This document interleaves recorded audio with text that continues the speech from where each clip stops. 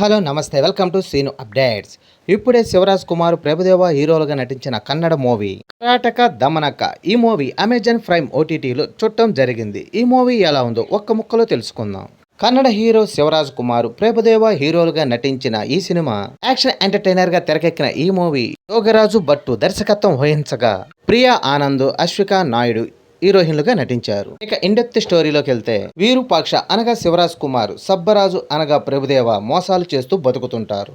తమ మాయ మాటలతో ఎదుటి వారిని ఈజీగా బుట్టలో పడేస్తారు. ఓ మినిస్టర్ ని బోల్తా కొట్టించబోయి వీళ్ళు జైలు పాలు అవుతారు. వీరూపాక్ష, సుబ్బరాజు వాళ్ళున్న జైల్లోకి సీఎం చెక్కింగ్ వస్తుండటంతో ఆ సమయంలో ఎలాంటి సమస్యలు ఎదురుగాకుండా జైలర్ జాగ్రత్త పడతాడు.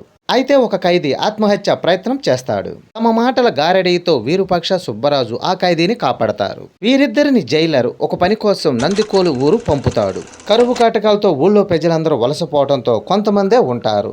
ఎమ్మెల్యే కూడా ఊరి ప్రజలపై కక్ష కట్టి మంచినీళ్ళ ట్యాంకులు కూడా రాకుండా చేస్తాడు. ఆ ఊరికి వీళ్ళిద్దరిని జైలర్ ఎందుకు పంపించాడు? ఊరి జాతర చేస్తామని వీళ్ళిద్దరూ ఎమ్మెల్యేతో చేసిన ఛాలెంజ్ లో గెలిచారా? వరుస వెళ్లిన ప్రజలను మళ్ళీ ఊరికి రప్పించడానికి వీళ్ళిద్దరు వేసిన ప్లాన్ ఏమిటి? ఊరు పెద్ద రామన్న అనగా తనికెళ్లబారని జైలర్కు ఉన్న సంబంధం ఏంటి? వీరూపాక్ష ప్రేమించిన కుసుమి చివరకు పెళ్లి చేసుకున్నాడా? సబ్బరాజు ప్రియురాలు కెంపినీని ఊరు ప్రజలు ఎందుకు ద్వేషించారు అన్నది తెలుసుకోవాలంటే కరాటక దమనక మూవీ చూడాల్సిందే. కరాటక దమనక ఈ ఏడాది కన్నడలో టైటిల్ తోనే ఆసక్తి కలిగించిన మూవీ. అగ్రనటుడు శివరాజ్ కుమార్ తో పాటు ప్రభుదేవ హీరోగా నటించటంతో సినిమాతో ఏదో కొత్తదనం ఉండొచ్చని అభిమానులు అనుకుంటున్నారు. కానీ టైటిల్లో ఉన్న క్రియేటివిటీ సినిమాలో భూతద్దం పెట్టి వెతికినా కనిపించదు. సోషల్ మెసేజ్కు కమర్షియల్ అంగులు మేళవించి దర్శకుడు యోగరాజు భట్టు ఈ సినిమాని తెరకెక్కించాడు. కరువు కాటకాలతో అల్లాడుతున్న ఒక ఊరిని ఇద్దరు ఖైదీలు ఎలా బాగు చేశారు అన్నదే ఈ కథను నేటి తరానికి కనెక్ట్ అయ్యేలా చెప్పలేకపోయాడు దర్శకుడు.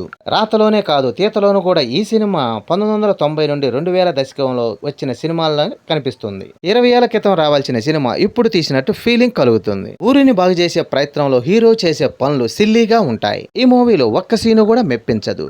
ఖైదీలు ఒక్కసారిగా హీరోలుగా ఎలా మారిపోయారన్నది దర్శకుడు క్లారిటీగా చెప్పలేకపోయాడు.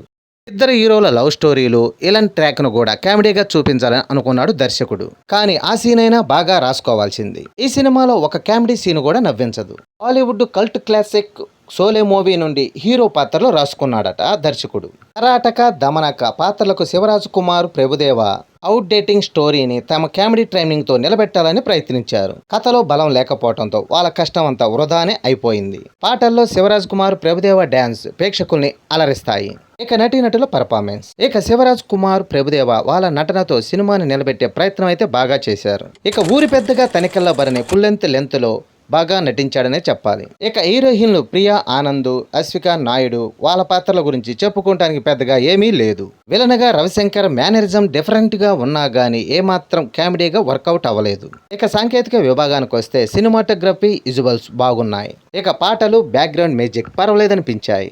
ఎడిటింగ్ విషయానికి వస్తే కత్తిరికి ఇంకాస్త పని చెప్పాల్సిన అవసరం ఉంది. దర్శకుడు ఏదో చెప్పబోయి ఏదో చెప్పినట్టు అనిపిస్తుంది. నిర్మాణ విలువలు సినిమా స్థాయికి తగ్గట్లుగానే ఉన్నాయి. మొత్తానికి ఈ cinema Karataka Damanaka out and out commercial కథ లేకుండా ఎంత పెద్ద స్టార్ అయినా సక్సెస్ అందుకోవాలంటే కష్టమే అన్నదానికి పర్ఫెక్ట్ ఎగ్జాంపులే ఈ మూవీ.